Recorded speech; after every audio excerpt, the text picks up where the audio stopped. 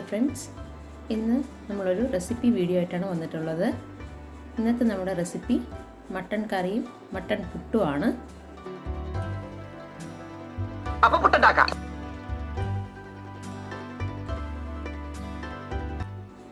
വളരെ ടേസ്റ്റി ആയിട്ടുള്ള ഒരു പുട്ടാണിത്.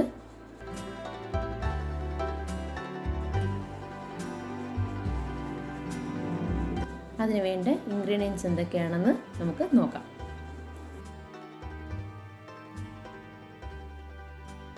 ഞാനിവിടെ 1/2 കിലോ മട്ടണാണ് എടുത്തിട്ടുള്ളത്. നന്നായിട്ട് വാഷ് ചെയ്ത് വെച്ചതാണ്.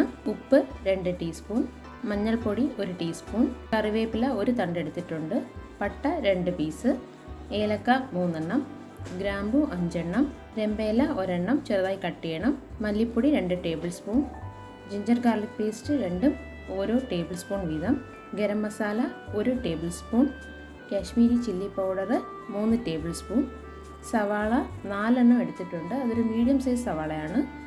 ചെറിയ ഉള്ളി കറിക്ക് കുറച്ച് കട്ടി കിട്ടുന്നതിന് വേണ്ടിയിട്ടാണ് ഒരു 20 എണ്ണം എടുത്ത് ചെറുതായിട്ടൊന്ന് ക്രഷ് ചെയ്ത് എടുത്തിട്ടുണ്ട്.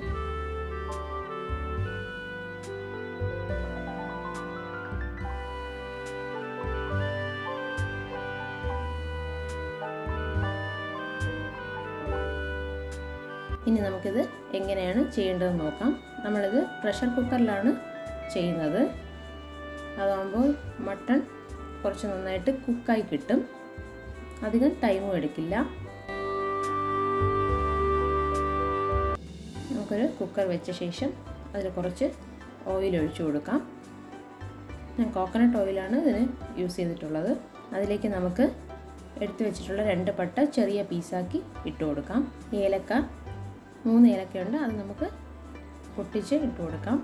അതിലേക്ക് ഗ്രാമ്പു ഇട്ട് കൊടുക്കാം. അതിനുശേഷം അതിലേക്ക് ജിഞ്ചർ ഗാർലിക് പേസ്റ്റാക്കി വെച്ചിട്ടുള്ളത് 2 ഓരോ ടേബിൾ സ്പൂണാണ് ഞാൻ ഒരുമിച്ച് മിക്സ് ചെയ്ത് വെച്ചതാണ്. അതും കൂടെ ഒന്നിട്ട് വഴറ്റാം. അതിലേക്ക് ചെറിയ ഉള്ളി ക്രഷ് ചെയ്ത് വെച്ചതും സവാളയും ഒരുമിച്ച് ചേർത്ത് അതിലേക്ക് ഉപ്പും ഇട്ട് നമുക്കൊന്ന് വഴറ്റിയെടുക്കാം.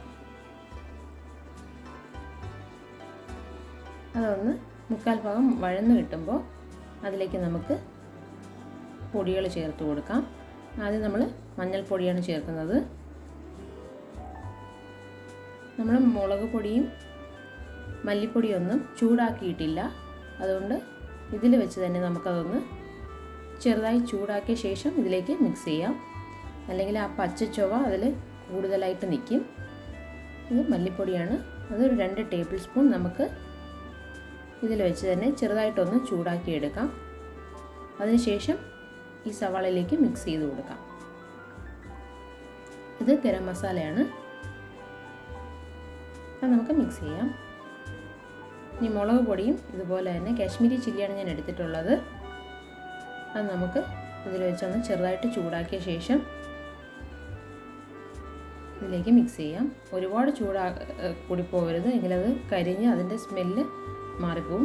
ഇതിപ്പോൾ നമുക്ക് ഇതെല്ലാം കൂടെ മിക്സ് ചെയ്യുമ്പോൾ നല്ലൊരു മണം വരുന്നുണ്ട്. ഇനി ഇതിലേക്ക് നമുക്ക് മട്ടൺ ചേർത്ത് കൊടുക്കാം.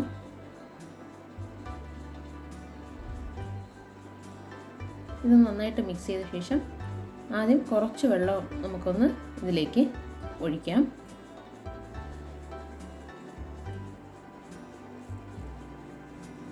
നമ്മൾ സവാളയ്ക്ക് ആവശ്യമായിട്ടുള്ള ഉപ്പ് ഇത് ചേർത്തിട്ടുണ്ട്. ഇനി ഇതിലേക്ക് രമ്പയിലയും കറിവേപ്പിലയും കൂടെ ചേർത്ത് കൊടുക്കുകയാണ്. രമ്പയില ഇതിൽ കിടന്നൊന്ന് ചെറുതായിട്ടൊന്ന് വാടി വരുമ്പോൾ തന്നെ അതിൻ്റെ മണം നന്നായിട്ട് നമുക്ക് അറിയാൻ പറ്റും. ഇനി നമുക്കിതിലേക്ക് കുറച്ച് വെള്ളം ചേർത്ത് കൊടുക്കാം.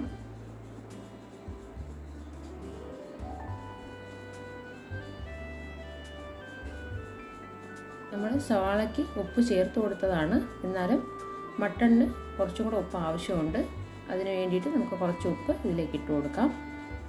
ഞാനൊരു 1 ടീസ്പൂൺ ഉപ്പാണ് ചേർത്തത്. ഉപ്പ് നിങ്ങളുടെ ആവശ്യാനുസരണം നിങ്ങൾക്ക് ചേർക്കാം. ഇനി ഇത് കുറച്ച് വെള്ളം കൂടെ ഇതിലേക്ക് നമുക്ക് ചേർത്ത് കൊടുക്കാം.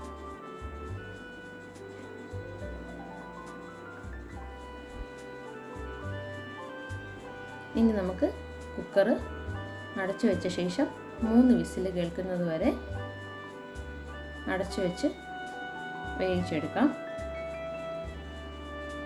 അത് നന്നായിട്ട് കുക്കായി കിട്ടും. 3 വിസിൽ കഴിഞ്ഞ ശേഷം അതിൻ്റെ പ്രഷർ മാറിയ ശേഷം നമുക്ക് വിസിൽ മാറ്റി കൊടുക്കാം.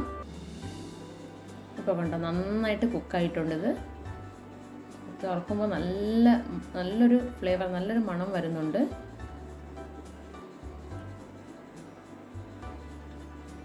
മട്ടണൊക്കെ നന്നായിട്ട് കുക്കായിട്ടുണ്ട്. കറിക്ക് ഒരു മീഡിയം ഗ്രേവി കൺസിസ്റ്റൻസിയാണ്. ഇനി നമുക്ക് ഇതൊരു ബൗളിലേക്ക് മാറ്റി ഒന്ന് ചെറുതായിട്ട് ഗാർണിഷ് ചെയ്യാം. ഇനി ഇത് വെച്ചിട്ടാണ് നമുക്ക് പുട്ടുണ്ടാക്കേണ്ടത്. പുട്ടിന് ഞാൻ മാവ് നേരത്തെ തന്നെ നനച്ച് വെച്ചിട്ടുണ്ട്.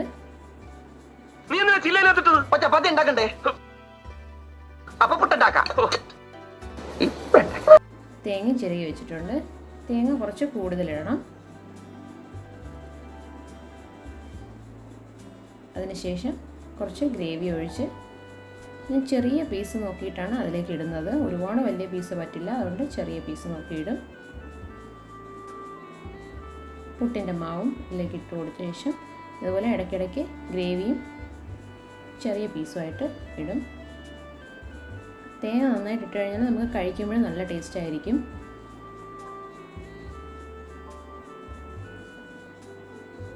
ഞാൻ ഫുള്ളായിട്ട് നിറയ്ക്കുന്നില്ല, ഒരു 3/4 കുറ്റി മാത്രമേ ഇടുന്നുള്ളൂ. കാരണം ഇത് നമ്മൾ വെച്ച് കഴിയുമ്പോഴത്തേക്കും കുറച്ച് കഴിയുമ്പോൾ ഇത് മുകളിലേക്ക് പൊങ്ങി വരും. അതുകൊണ്ടാണ് ഫുള്ളായിട്ട് നിറയ്ക്കാത്തത്. പുട്ടൊക്കെ നന്നായിട്ട് നല്ല കറക്റ്റായിട്ട് നമുക്ക് കിട്ടിയിട്ടുണ്ട്. നമുക്ക് കറി ഒഴിച്ച് കഴിക്കുന്നതിനെക്കാട്ടിലും അതിൻ്റെ ആ എണ്ണയും എല്ലാം അതിലേക്ക് ആ പുട്ടിലേക്ക് ഇറങ്ങുമ്പോൾ കുറച്ചും കൂടെ ടേസ്റ്റ് കൂടുതലാണ്. നമ്മൾ കുറച്ചും കൂടെ കറി ഇതിലേക്ക് വേണമെങ്കിൽ ചേർത്ത് കഴിക്കാം എന്നേ ഉള്ളൂ. ഇതിപ്പോൾ അത്യാവശ്യം കറിയുണ്ട്. ഏറ്റവും താഴ്ഭാഗത്ത് കറി ഒഴിച്ചിട്ടില്ല. ചിലപ്പോൾ അത് അകത്ത് ആ പുട്ടുകുടത്തിലേക്ക് വീഴുമെന്ന് വിചാരിച്ചിട്ടാണ് ആ അടിഭാഗത്ത് ഒഴിക്കാത്തത്. അല്ലാതെ 3 ലെയറായിട്ടാണ് കറി ഒഴിച്ചിട്ടുള്ളത്. എല്ലാവർക്കും ഇന്നത്തെ വീഡിയോ ഇഷ്ടപ്പെട്ട് കാണുമെന്ന് വിചാരിക്കുന്നു. ഇഷ്ടപ്പെട്ടെങ്കിൽ എല്ലാവരും ഇതൊന്ന് ട്രൈ ചെയ്ത് നോക്കണം. ട്രൈ ചെയ്ത് ഫീഡ്ബാക്ക് ഉറപ്പായും കമൻറ്റ് ചെയ്യണം. വീഡിയോ ഇഷ്ടപ്പെട്ടാൽ ലൈക്ക് ചെയ്യണം, കമൻറ്റ് ചെയ്യണം, ഷെയർ ചെയ്യണം. See you in next video. Thanks for watching.